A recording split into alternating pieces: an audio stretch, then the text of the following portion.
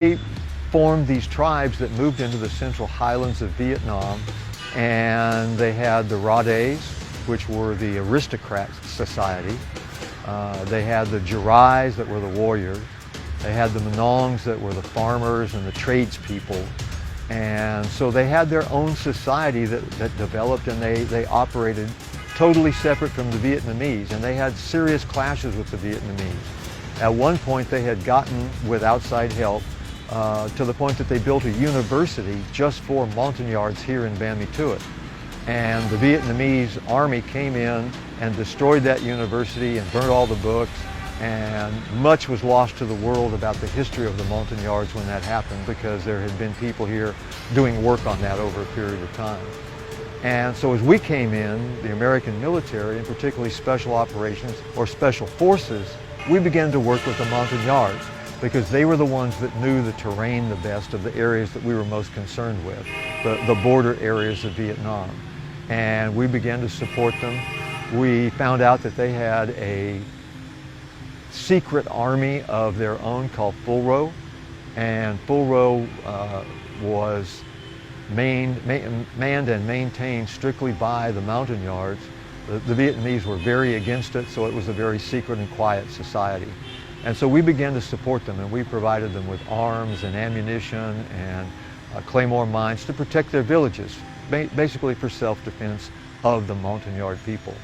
And because of that, we formed a lasting and trusting friendship and a working relationship with them, where they supported us in the efforts that we were trying to do here to support the military efforts of America in Southeast Asia.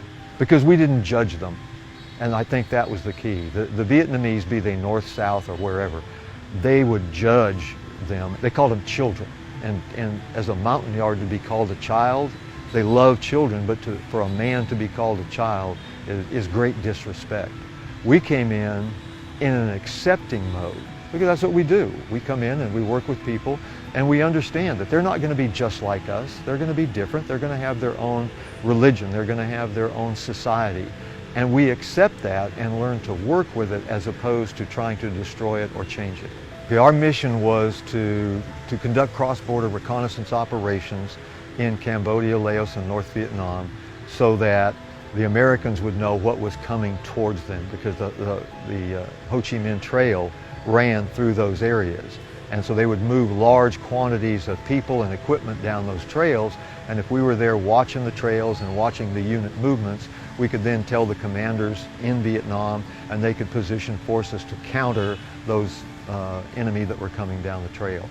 And so for us to get to those locations and to get there efficiently, quietly, and effectively, we got the Montagnards to work with us and on these small reconnaissance operation of 2 Americans and 4 Montagnards, 6-man teams, to go into those areas. And they're the ones that we were inserted by helicopter, but then they got us to the actual point of the mission. One of the things that always struck me was when I came here on my first tour, I knew I was here for 12 months, because a tour here was 12 months. These guys' tour was a lifetime tour. And so I knew that I could learn a lot from them. But at the same time, I had some skills and some knowledge that I could teach them.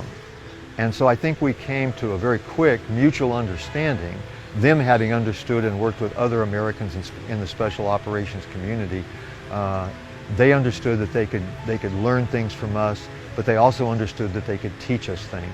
And so it was kind of a synergistic relationship that we had with those guys, or that I had with them, because they would teach me things about the jungle, about the terrain, about the peoples, about the language, about cooking in the jungle and working with all the various things.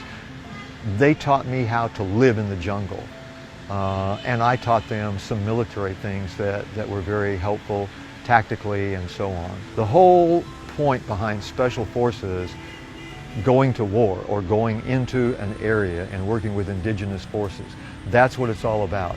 Learning how to live with the locals. So you go in and you figure out who's who in the area, who's the best and the brightest that you can work with.